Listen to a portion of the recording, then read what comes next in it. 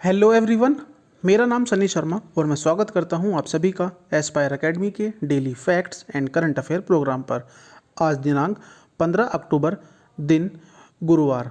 आइए शुरू करते हैं आज की वीडियो। आज वर्ल्ड स्टूडेंट्स डे है।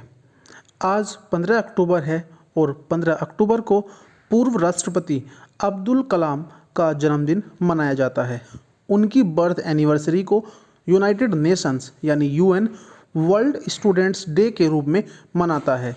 इसकी वजह यह है कि डॉक्टर कलाम को स्टूडेंट्स के प्रति उनके प्यार के लिए जाना जाता है। इसके साथ ही शिक्षा को प्रमोट करने के लिए भी उन्होंने काफ़ी कुछ किया। इसी के चलते उनके सम्मान में यूनाइटेड नेशंस ने उनके जन्मदिन पर 2010 में आज के दिन को वर्ल्ड स्टूडेंट्स डे के रूप में घोषित किया। आज के दिन को हम एक अन्य रूप में ही मनाते हैं। आज ग्लोबल हैंड वॉशिंग डे है। ग्लोबल हैंड वॉशिंग प्रतिवर्ष 15 अक्टूबर को मनाया जाता है। ग्लोबल हैंड वॉशिंग डे का उद्देश्य है कि सभी तरह की सोसाइटी में साबुन से हाथ धोने के कल्चर को बढ़ावा और समर्थन देना। ग्लोबल हैंड वॉशिंग डे का खास मकसद हर देश में साबुन से हाथ धोने की अहमियत बताते हुए लोगों को हाथ धोने के फायदों के प्रति जागरूक करना है।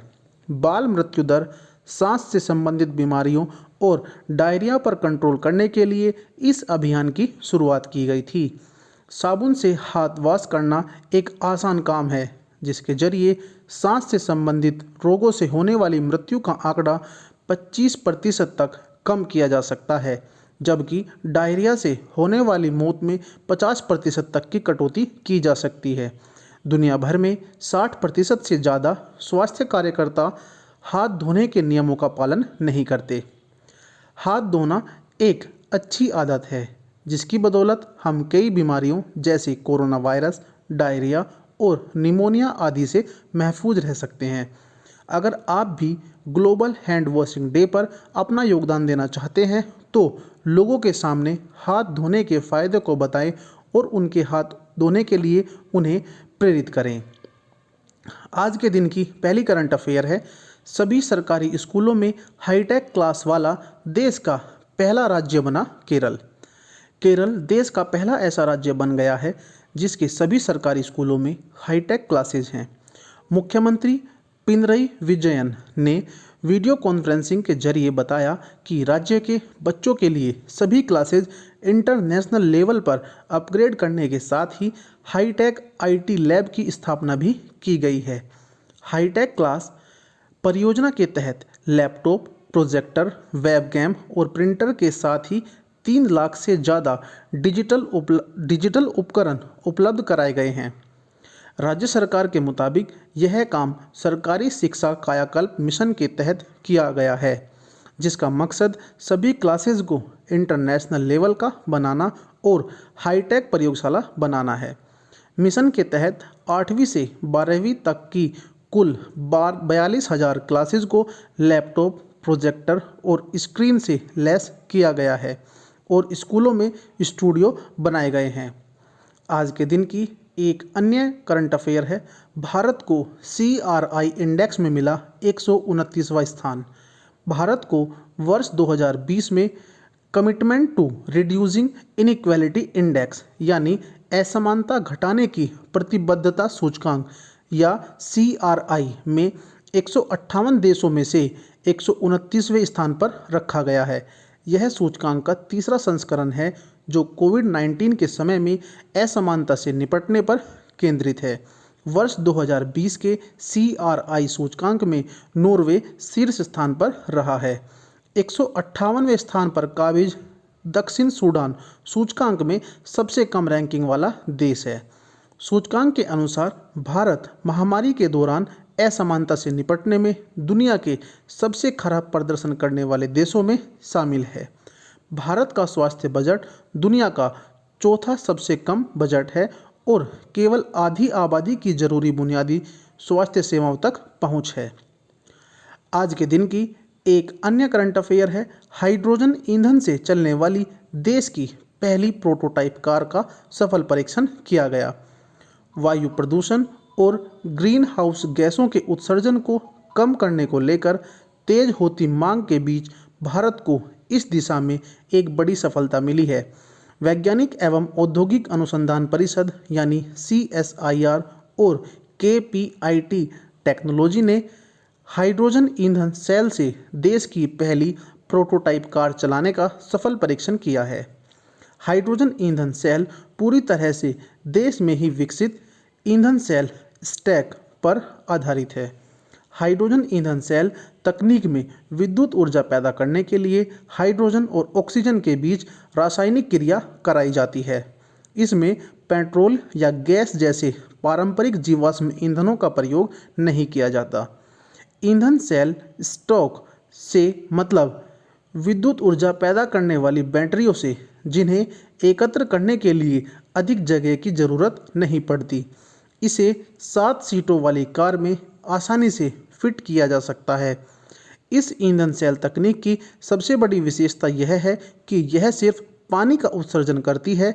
इस तरह अन्य वायु प्रदूषकों के साथ ही हानिकारक ग्रीनहाउस गैसों के उत्सर्जन में भी कटौती करती है। यह तकनीक 65 से 75 डिग्री सेल्सियस तापमान पर भी काम करती है, जो वाहन चलाने के वक्त पैदा होने वाली गर्मी सहन कर सकती है।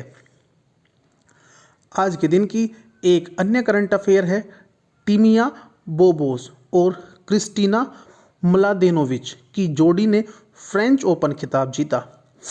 हाल ही में हंगरी की टीमिया बोबोस और फ्रांस की क्रिस्टीना म्लादेनोविच की जोड़ी ने पेरिस में चिली की एलेक्सा गुआराची और अमेरिका की देसिरे क्वेज़जिक की जोड़ी को 6-4, 7-5 से हराकर लगातार दूसरा फ्रेंच ओपन खिताब जीत लिया है। इस जीत के साथ ही टीमिया बोबोस और क्रिस्टीना म्लादेनोविच की जोड़ी एक ही सीजन में 2 बड़ी जीत हासिल करने वाली दूसरी महिला युगल टीम बन गई है। इससे पहले वर्ष 2018 में बारबोरा क्रिजोकोवका तथा करेनिना सिनाकोव की जोड़ी ने फ्रेंच ओपन और विंबलडन में जीत हासिल कर यह रिकॉर्ड बनाया था। French open 4 grand slam tennis tournament में से एक है। अन्य 3 grand slam tournament Wimbledon, US open और ऑस्ट्रेलियन ओपन है। इन ग्रैंड स्लैम टूर्नामेंट का आयोजन इंटरनेशनल टेनिस फेडरेशन यानी ITF द्वारा किया जाता है। आज की करंट अफेयर में इतना ही। आइए बात करते हैं देश और दुनिया के इतिहास में घटित आज के दिन की प्रमुख घटनाएं। आज ही के दिन सन 1819 में विलुम्स में कप्तान विलियम स्मिथ द्वारा अंटार्कटिक के दक्षिणी शीटलैंड द्वीपों में तबाह द्वीप की खोज की गई। आज ही के दिन सन 1866 में कनाडा स्थित फ्रेंच बाहुल क्षेत्र क्यूबेक में जबरदस्त आग लगने से 2500 मकान जलकर खाक हुए। आज ही के दिन सन 1874 जाग्रेब में आधुनिक विश्वविद्यालय की स्थापना की गई। आज ही के दिन सन 1878 एडिसन ने इलेक्ट्रिक लाइट कंपनी की स्थापना की। आज ही के दिन सन 1894 कप्तान अल्फ्रेड ड्रेफस को फ्रांस में जासूसी के आरोप में गिरफ्तार किया गया। आज ही के दिन सन 1932 में टाटा कंपनी ने टाटा सन्स लिमिटेड नामक देश की पहली एयरलाइन की शुरुआत की। भारत सरकार द्वारा अधिग्रहण के बाद यही कंपनी एयर इंडिया कहलाई। आज ही के दिन सन 1938 न्यूजीलैंड के एक आम चुनाव में गवर्निंग लेबर पार्टी फिर से निर्वाचित हुई। आज ही के दिन सन 1949 त्रिपुरा राज्य को भारत में सम्मिलित किया गया। आज ही के दिन सन 1988 उज्ज्वला पाटिल समुद्र के रास्ते विश्व का चक्कर लगाने वाली पहली एशियाई महिला बनी। आज ही के दिन सन 1990 सोवियत संघ के राष्ट्रपति मिखाइल गोर्बाचोव को नोबेल शांति पुरस्कार दिया गया। आज ही के दिन सन 1996 फिजी व्यापक परीक्षण प्रतिबंध संधि की पुष्टि करने वाला प्रथम देश बना। आज ही के दिन सन 1997 अरुंधति रॉय को उनके उपन्यास the God of small things के लिए ब्रिटेन के सबसे प्रतिष्ठित बुकर पुरस्कार के लिए चुना गया। आज ही के दिन सन 1998 गरीबी उन्मूलन के लिए भारत की फातिमा बी को संयुक्त राष्ट्र पुरस्कार से सम्मानित किया गया। आज ही के दिन सन 2013 फिलीपींस में 7.2 की तीव्रता वाले भूकंप से 215 से अधिक लोगों की मृत्यु हुई। आज की daily facts and current affair program में इतना ही। धन्यवाद।